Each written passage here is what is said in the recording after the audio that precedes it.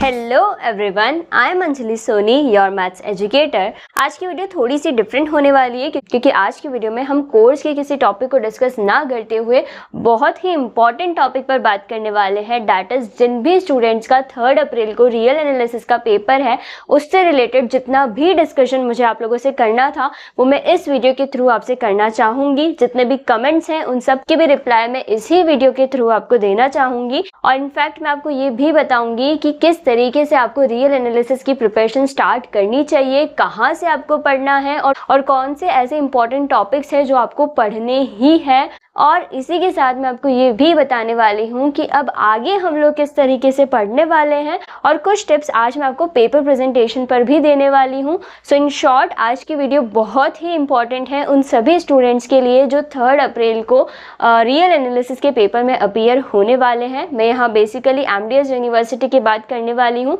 क्योंकि MDS university में 3 अप्रैल को रियल एनालिसिस का जो पेपर है उसमें आपको किस तरीके से अपने आप को प्रेजेंट करना है वो सारी बातें आज हम इस वीडियो में करने वाले हैं। तो आइए वीडियो को स्टार्ट करते हैं। अब देखिए, सबसे पहले मैं आपसे ये डिस्कस करना चाहूँगी कि जब भी हम किसी भी एग्ज़ाम के लिए प्रिपेयर करते हैं या फिर प्रिपरेशन स्टार्ट करते हैं, हमारे दिमाग में सबसे पहले 2 ही क्वेश्चन आते हैं कि पेपर पैटर्न क्या होगा और सिलेबस क्या होगा। तो सबसे पहले यही डिस्कस करते हैं कि पेपर पैटर्न क्या होगा, सिलेबस क्या होगा। आई नो आप सभी 3rd ईयर में हैं और आप बहुत अच्छे से फैमिलियर है कि आपका पेपर पैटर्न क्या हुआ करता है और आपका सिलेबस क्या है। बट आज मेरा इस पेपर पैटर्न और सिलेबस को फिर से डिस्कस करने का जो पॉइंट ऑफ व्यू है वो अलग है। मैं किस लिए आपसे ये पेपर पैटर्न और सिलेबस फिर से डिस्कस कर रही हूँ वो आपको अभी थोड़ी देर में समझ आएगा। तो देखिए, सबसे पहले हम ये बात करते हैं कि आपका रियल एनालिसिस का पेपर कितने मार्क्स का होने वाला है। 75 मार्क्स का होने वाला है।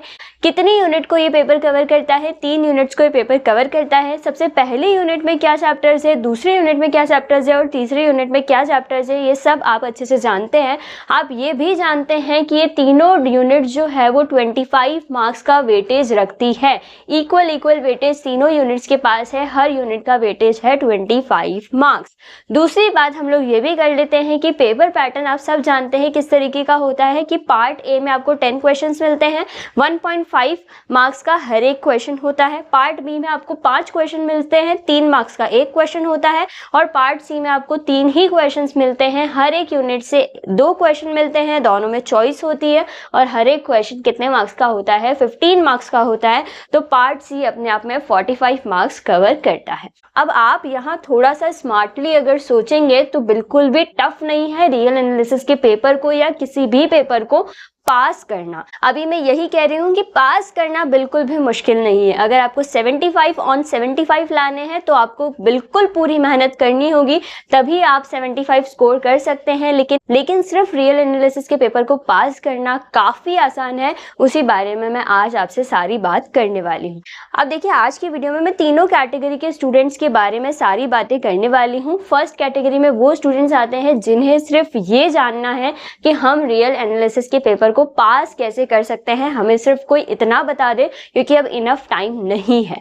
दूसरे कैटेगरी में वो स्टूडेंट्स आते हैं जिन्होंने most of the course cover कर लिया है, अब उन्हें कुछ और टॉपिक्स की जरूरत है जिनकी डिमांड वो लगातार मुझे कमेंट्स पर कर रहे हैं। थ्योरी ऑफ कन्वर्जेंस और पॉइंट सेट टोपोलॉजी, उनकी भी मैं बात करने वाली हूँ। और थर्ड कैटेगरी में वो स्टूडेंट्स आते हैं जो सारा कोर्स ऑलरेडी कवर कर चुके हैं, अब उन्हें बस रिविजन की नीड है। तो उन्हें क्या टिप्स मुझे देनी है वो सारी बातें मैं आज आपको बताने वाली हूँ। अब देखिए, सबसे पहले आपको ये सोचना है कि हम अगर यूनिट वाइज कोर्स को कवर करेंगे तो हमें ज़्यादा आसानी होगी। अब देखिए, मैं किस तरीके से पढ़ती थी मैं आपको ये बताना चाहूँगी कि अगर मेरे पास पेपर में 3 पार्ट्स है तो मुझे ये दिख रहा है कि सबसे ज़्यादा वेटेज जो है ना वो पार्ट सी का है, जहाँ 15 मार्क्स का आपको एक क्वेश्चन एक यूनिट में से मिलने ही वाला है। तो अगर मैं रियल एनालिसिस की तीनों यूनिट्स को देखूँ तो मुझे सबसे छोटी यूनिट जो दिख रही है वो यूनिट नंबर 2 ही है। इसमें सिर्फ 2 चैप्टर्स है, दैट इज डिफरेंशिएबिलिटी और मीन वैल्यू थ्योरम। अगर आपका लिमिट और कंटिन्यूटी का थोड़ा बहुत कॉन्सेप्ट क्लियर है, आपको सिर्फ इतना पता है कि लिमिट कैसे फाइंड की जाती है,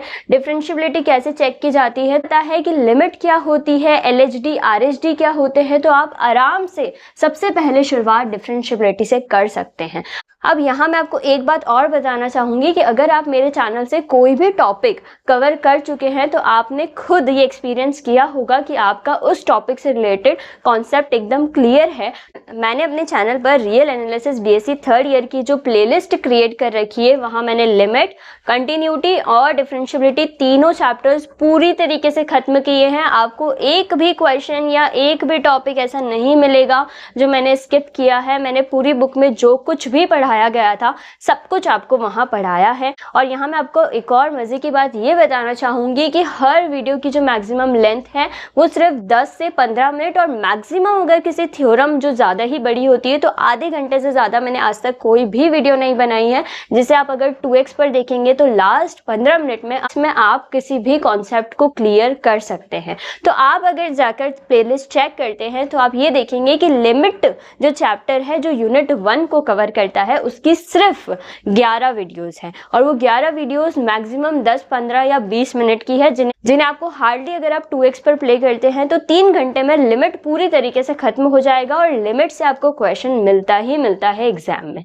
ठीक है। कंटिन्यूटी की बात करें तो वो एक लेंथी चैप्टर है क्योंकि बहुत सारी थ्योरम्स उसके अंदर है। उसकी कम से कम मैंने 15 से 18 वीडियोस बना रखी है जहां हर एक थ्योरम को मैंने कवर कर रखा है। तो वहां कंटिन्यूटी के चैप्टर में मैं कुछ इंपॉर्टेंट थ्योरम्स आपको बताऊंगी जिनके इस बार आने की प्रोबेबिलिटी बहुत ज्यादा है, तो वो थ्योरम्स आपको वहां से जरूर कवर करनी है।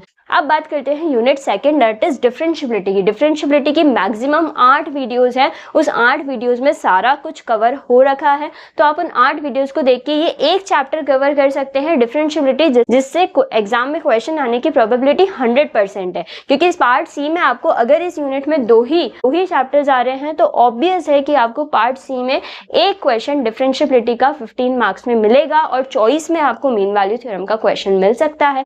अब देखिए, कभी कभी पेपर में ट्विस्ट ऐसा हो जाता है कि पार्ट सी के अंदर लेट से अगर मुझे यूनिट 2 से क्वेश्चन मिल रहा है तो वो इस तरीके से मिल जाता है कि फर्स्ट क्वेश्चन जो होगा उसमें ए बी पार्ट होंगे, फिर और होगा, फिर ए बी पार्ट होंगे। तो वहाँ कोई फिक्स नहीं है कि वो दोनों जो ए बी पार्ट है वो आपको डिफरेंशियबिलिटी से ही मिलेंगे, नीचे वाले जो दोनों ए बी पार्ट है वो आपको मीन वैल्यू थ्योरम से ही मिलेंगे। कहीं फिक्स नहीं है ऐसा। इस वजह से आपको अगर एक यूनिट कवर करनी है तो आपको उसे पूरी तरीके से अच्छे से कवर करना होगा, तभी आप उसका पार्ट सी का 15 मार्क्स का क्वेश्चन एकदम अच्छे से अटेम्प्ट कर पाएंगे। तो मेरा सजेशन आप सभी को सबसे पहले यही रहेगा कि अगर अभी तक भी आपने कुछ नहीं पढ़ा है तो आप स्टार्ट कर सकते हैं डिफरेंशियबिलिटी से।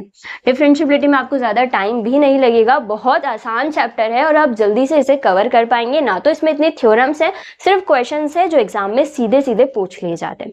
ठीक है। नेक्स्ट, अभी मैं मीन वैल्यू थ्योरम पर ज़्यादा फोकस क्यों कर रही हूँ ये भी मैं आपको बताना चाहूँगी, ताकि आपकी एक यूनिट दैट इज 25 मार्क्स कहीं नहीं जाए। अगर आप मीन वैल्यू थ्योरम में, हमें सिर्फ 4 ही थ्योरम्स पढ़नी है, ज़्यादा कुछ नहीं पढ़ना है। मीन वैल्यू थ्योरम में हमें रोल्स थ्योरम पढ़नी है जो मैं ऑलरेडी कवर कर चुकी हूँ। अब हम लोग Lagrange theorem, Cauchy mean value theorem और टेलर्स थ्योरम, ये 3 थ्योरम और पढ़ेंगे तो मीन वैल्यू थ्योरम वाला चैप्टर भी कंप्लीट हो जाएगा। तो इन दोनों चैप्टर्स में से क्वेश्चन को अटेम्प्ट करने के लिए आप बिल्कुल तैयार हो जाएंगे और 25 मार्क्स कहीं नहीं जाएंगे। 25 मार्क्स में से 15 मार्क्स का एक क्वेश्चन तो सीधा सीधा उधर मिल जाएगा, फिर पार्ट बी और ए की तैयारी भी साथ साथ हो गई। किस दोनों चैप्टर्स के लिए? डिफरेंशियबिलिटी और मीन वैल्यू थ्योरम के लिए।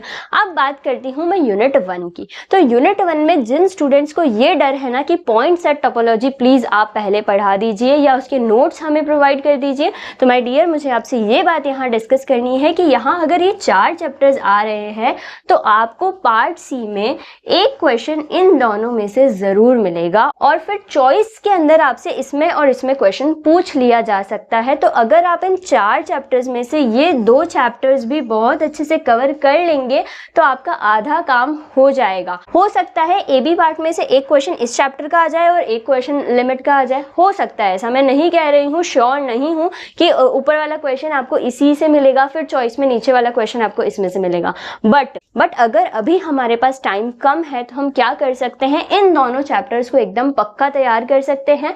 और पॉइंट सेट थ्योरी और नंबर सिस्टम में ज्यादा क्या है, सिर्फ और सिर्फ डेफिनेशंस है। तो डेफिनेशंस ऑब्वियस सी बात है कि पार्ट सी में नहीं आएंगी, बट इसमें कुछ इंपॉर्टेंट थ्योरम्स है जैसे कि हेनी-बोरल थ्योरम है, BW थ्योरम है और और भी 2-3 इंपॉर्टेंट थ्योरम्स है, तो मैं उन्हें ज़रूर यहाँ कवर करूँगी। वो भी सिर्फ इसलिए क्योंकि आपके लगातार कमेंट्स है कि आप प्लीज़ BW थ्योरम और हेनी-बोरेल थ्योरम पर तो वीडियो बनाइए ही। इसीलिए मैं पॉइंट सेट थ्योरी की आपको श्योरिटी दे सकती हूँ कि उसमें मैं ये सारे टॉपिक ज़रूर कवर करूँगी और आपके एग्जाम से पहले ही कवर करूँगी।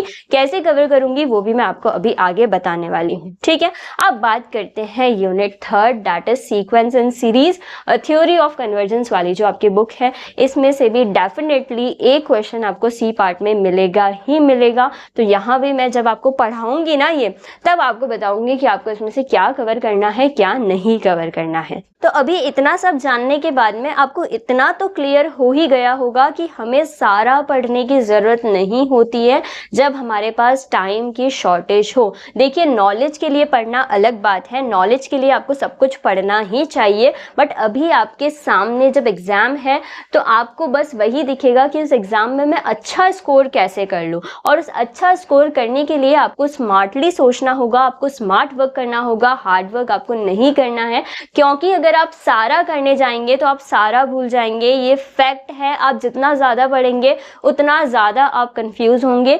इसलिए अच्छा है कि आप थोड़ा पढ़ें, बट उसे बहुत अच्छे से पढ़ ले कि आप उन चैप्टर्स के क्वेश्चन तो एग्जाम में बिल्कुल अच्छे से अटैम्प्ट करके आए और वहाँ आप श्योर हो कि इस क्वेश्चन में तो मुझे पूरे मार्क्स मिलने ही वाले हैं। और वो चैप्टर्स मैंने आपको ऑलरेडी बता दिए कि कम से कम आप ये 4 चैप्टर्स तो कवर करिए, तो आपकी रियल एनालिसिस की एक बुक कवर हो जाएगी। आप पॉइंट सेट थ्योरी और रियल नंबर सिस्टम की टेंशन मत कीजिए, वहाँ जो इंपॉर्टेंट टॉपिक्स हैं वो मैं आपको बता दूंगी।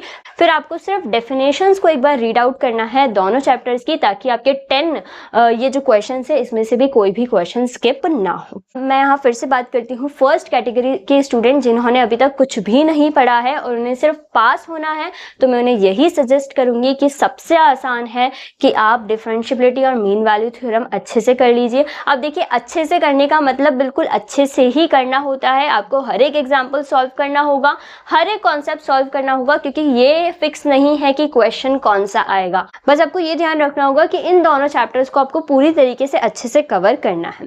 दूसरी बात, आप लोग क्या पढ़ सकते हैं, लिमिट वाला चैप्टर बहुत ही आसान है, बहुत ईजी है। लिमिट वाला चैप्टर आप लोग कवर कर सकते हैं और कंटिन्यूटी की कुछ इंपॉर्टेंट थ्योरम्स जो मैं आपको बताऊंगी, सिर्फ अगर आप उन्हें भी कवर कर लेते हैं तो आप पास बहुत आसानी से हो सकते हैं रियल एनालिसिस के अंदर। क्योंकि देखिए, मैथ्स थ्योरी सब्जेक्ट नहीं होता है और वहाँ पॉसिबल ही नहीं है कि आप सारथी के पिछले 5 साल के पेपर को पढ़कर पास हो जाए। ये बिल्कुल पॉसिबल नहीं है, क्योंकि हर साल मैथ्स में अलग तरीके से क्वेश्चन बनता है। आप बस ये जरूर चेक कर सकते हैं कि पिछले साल किस टॉपिक से क्वेश्चन आया, तो इस साल किस टॉपिक से क्वेश्चन आ सकता है। बस आप एक गैस कर सकते हैं कि कौन से टॉपिक से क्वेश्चन आ सकता है। आफ्टर ऑल आपको पढ़ना तो होगा ही अगर आपको पास होना है तो फिर मैं आपको यही सजेस्ट करूंगी कि आपके पास अगर टाइम कम है तो आप कुछ चैप्टर्स कवर करके अच्छे से स्कोर कर सकते हैं। अब बात करते हैं सेकंड कैटेगरी के स्टूडेंट जिन्होंने ऑलरेडी जो कुछ भी मैंने चैनल पर पढ़ाया है वो सब उन्होंने कवर कर लिया है।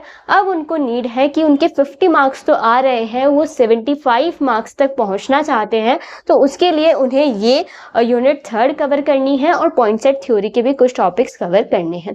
तो अब देखिए, अब मैं आपको वो बताती हूँ कि मैं किस तरीके से आपको पढ़ाने का सोच रही हूँ जिससे कम टाइम में मैं ज़्यादा से ज़्यादा कोर्स कवर कर सकूँ। तो देखिए, रिकॉर्डेड वीडियो से सारा कोर्स कवर करना इम्पॉसिबल है, क्योंकि आज डेट हो चुकी है 19 मार्च। अब मेरे पास मार्च में मुश्किल से 10 दिन बचे हैं। 10 दिन में मैं 10 ही वीडियोस कवर कर पाऊंगी अगर मैं डेली वीडियो बनाती हूँ तो भी, और उस 10 वीडियोस में 10 टॉपिक ही कवर हो सकते हैं, उससे ज़्यादा टॉपिक कवर हो ही नहीं सकते हैं। और एक वीडियो को रिकॉर्ड करना, फिर उसे एडिट करना और फिर उसे पोस्ट करने में मुझे एक दिन चाहिए ही होता है। मैं एक दिन के 2 से 3 वीडियोज़ नहीं बना सकती हूँ, ये फैक्ट है। क्योंकि जितना टाइम मुझे रिकॉर्ड करने में लगता है उससे 2 गुना टाइम मुझे उसे एडिट करने में लगता है। इसलिए मुझे एक कमेंट ऐसा मिला था कि आप 1 शॉर्ट वीडियो बना दीजिए प्लीज़ थ्योरी ऑफ कन्वर्जेंस की। 1 शॉर्ट वीडियो बनाना पॉसिबल ही नहीं है, क्योंकि 1 शॉर्ट वीडियो 2 घंटे या 1 घंटे की होती है और उस 2 घंटे की वीडियो बनाने के लिए मुझे बहुत सारी 2 मिनट, 1 मिनट, 5 मिनट, 10 मिनट की वीडियोस बनानी होगी और फिर उन सारी वीडियोस को मर्ज करना, एडिट करना, इसमें बहुत सारा टाइम चाहिए। तो ये पॉसिबल नहीं है कि मैं एक 1 शॉट वीडियो बनाकर पूरा कोर्स एक साथ थ्योरी ऑफ कन्वर्जेंस का कवर कर पाऊँ। बट बट इसका मतलब ये नहीं है कि मैं आपको नहीं पढ़ाऊंगी। मैंने वो हर कोशिश की है कि आपको कोई भी कॉन्सेप्ट एकदम अच्छे से क्लियर हो। और अब क्योंकि बात आपके एग्जाम की है तो मैं इस तरीके से पीछे नहीं हटूंगी। तो मैंने सोचा है कि मैं लाइव क्लासेस के थ्रू आपको टॉपिक समझाऊं, क्योंकि लाइव क्लास में एक बात ये आसान होगी कि 1 घंटा भी अगर हम लाइव क्लास लेंगे तो उस 1 घंटे में मैं बहुत कुछ कवर कर पाऊंगी। वहीं अगर 1 घंटे की मैं वीडियो बनाऊंगी तो वो 1 घंटे की वीडियो बनाने में मुझे पीछे कितने घंटे लगेंगे वो मुझे कोई आइडिया नहीं है। इस वजह से मैंने यही सोचा है कि हम थ्योरी ऑफ कन्वर्जेंस वाली पूरी बुक लाइव क्लास में ही कवर करेंगे। वहां मैं आपको कॉन्सेप्ट भी समझा दूंगी, हम लोग साथ के साथ एग्जाम्पल्स भी प्रैक्टिस करेंगे। बट इसमें भी बहुत सारी कंडीशंस हैं। उन सारी कंडीशंस पर अगर आप मेरे साथ होंगे तो ही मैं लाइव क्लास कंडक्ट करूंगी, नहीं तो मेरे लिए पॉसिबल नहीं है कि मैं लाइव क्लास कंडक्ट करूं। तो वो सारी कंडीशंस क्या है आप ये पहले सुन लीजिए। देखिए आपके 25 मार्च से एग्जाम्स शुरू होने वाले हैं। जैसा कि मुझे पता है एक पेपर आपका ऑलरेडी हो चुका है। अब जो एग्जाम्स आपके रिमेनिंग है फिजिक्स, केमिस्ट्री और मैथ्स के, वो 25 मार्च से लगातार होने वाले हैं।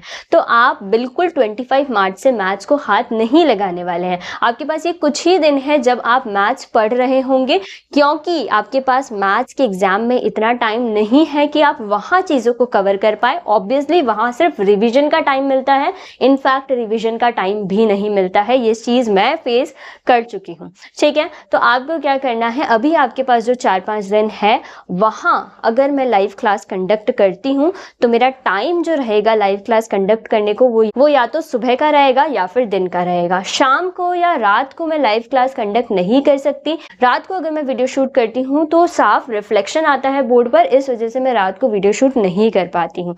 तो सुबह और दिन को अगर आप लाइव क्लास में आने के लिए तैयार हैं तो पहली कंडीशन तो ये है, तभी मैं लाइव क्लास लूंगी।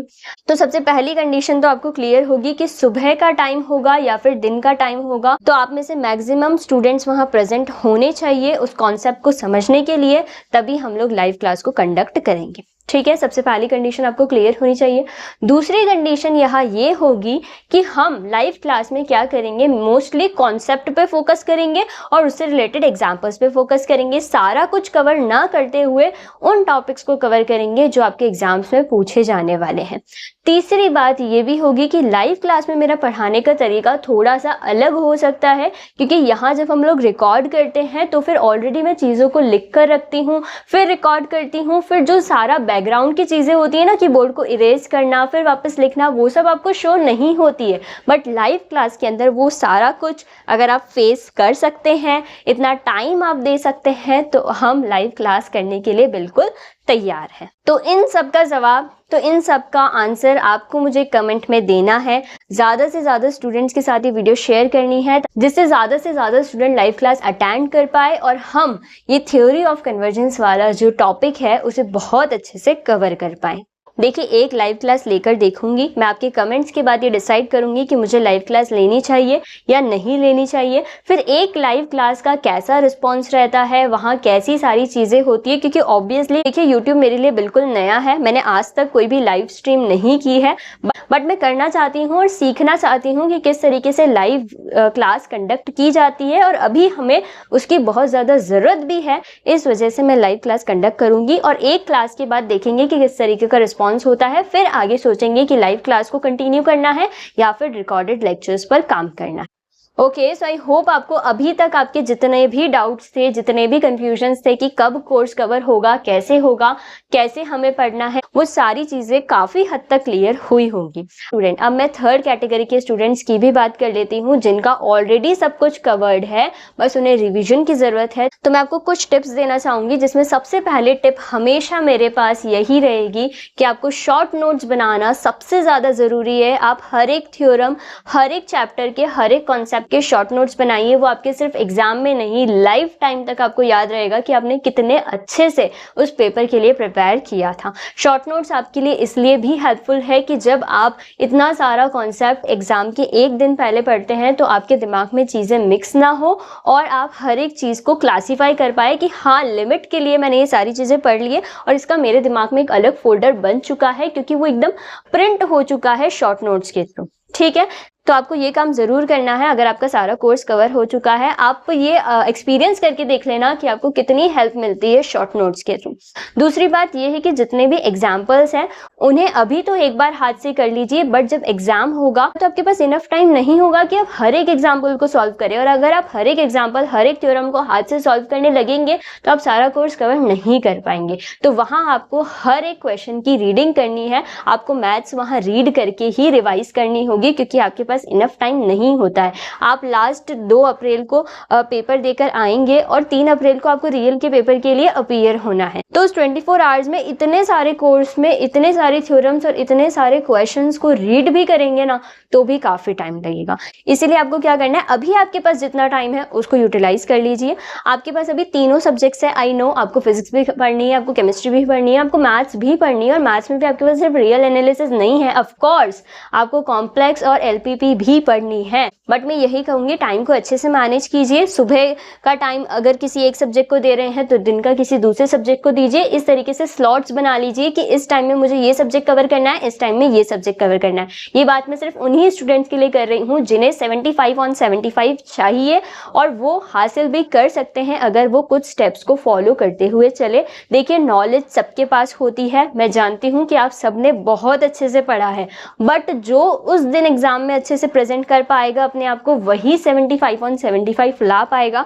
ये फैक्ट है। उस दिन अगर एक भी क्वेश्चन या एक भी कॉन्सेप्ट आपके दिमाग से मिस हो गया, इट मीन्स आपके मार्क्स मिस हो गए। और यही होता है, जब हम एग्जाम के एक दिन पहले इतना सारा कॉन्सेप्ट पढ़ लेते हैं तो चीजें दिमाग में मिक्स होना नेचुरल है, वो होगी ही। इस वजह से जरूरी है कि मल्टीपल टाइम्स रिवाइज करें। अगर हमने एक चैप्टर रिवाइज कर लिया है, फिर हम दूसरा पढ़ रहे हैं, तो दूसरे को पढ़ने से पहले एक बार एक का रिवीजन या फिर एक बार उसको ऊपर ऊपर से देख लेना कि हाँ, इस चैप्टर में ये चीजें थी।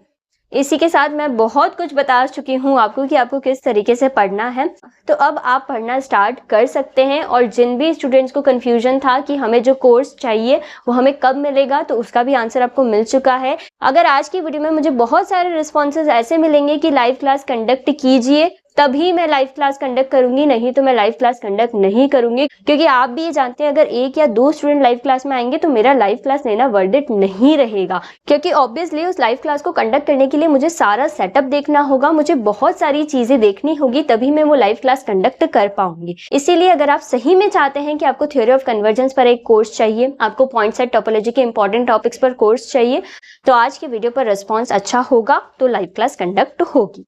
तो अब मुझे ऐसा लगता है कि जो सारी बातें मुझे आपसे करनी थी मैं शायद कर चुकी हूँ। अब एक टॉपिक हमारे पास रह रहा है, that is paper presentation.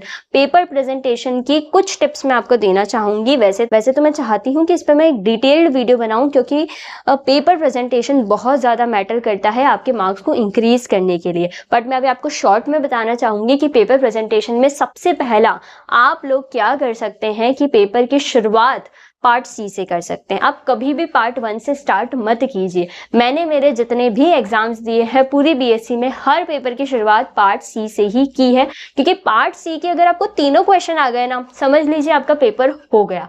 Part सी के तीनों क्वेश्चन अटेम्प्ट करने के बाद आपका कॉन्फिडेंस लेवल एकदम अलग ही होता है। बट अगर आप पार्ट ए से शुरुआत करते तो हो सकता है बहुत सी डेफिनेशंस आपको ना आए, फिर आप पार्ट बी में जाएंगे तो हो सकता है बहुत सी क्वेश्चंस आपको ना आए, और फिर आप पार्ट सी में जाएंगे, जब तक आपका कॉन्फिडेंस लेवल बिल्कुल खत्म हो जाएगा कि मुझे पेपर में कुछ आ ही नहीं रहा है। पर देखिए, ऐसा भी हो सकता है कि आपको पार्ट सी के क्वेश्चंस ना आते हो, तो वहां भी आपका कॉन्फिडेंस लूज हो सकता है। तो जब भी आप पेपर को रीड करते हैं तो सबसे पहले यही डिसाइड कीजिए कि आपको किस पार्ट से पेपर की शुरुआत करनी है, उसी पार्ट से हमेशा पेपर को स्टार्ट कीजिए जिस पार्ट के क्वेश्चन आपको मैक्सिमम आते हो। अगर बी पार्ट में कितने क्वेश्चन है, 5 क्वेश्चन है, उसमें से अगर आपको 5 आते हैं या फिर 4 क्वेश्चन आते हैं, तो मैं रिकमेंड करूंगी आप पार्ट बी से स्टार्ट कीजिए। पार्ट सी आपको पूरी तरीके से आता है, हर एक यूनिट का एक एक क्वेश्चन तो आपको पूरी तरीके से आता ही है, तो आप पार्ट सी से ही शुरुआत कीजिए। ये आपके ऊपर है कि आपको कौन से पार्ट से शुरुआत करनी है, क्योंकि मैंने कहीं सुना है कि well begun is half done. अगर आपने पेपर की शुरुआत अच्छी कर दी है, इट मीन्स आपका आधा पेपर हो गया, ये समझ लीजिए। बाकी आपको पेपर प्रेजेंटेशन में यही ध्यान रखना होता है कि हर एक क्वेश्चन का आपको नीट एंड क्लीन मैनर में प्रेजेंट करना होता है।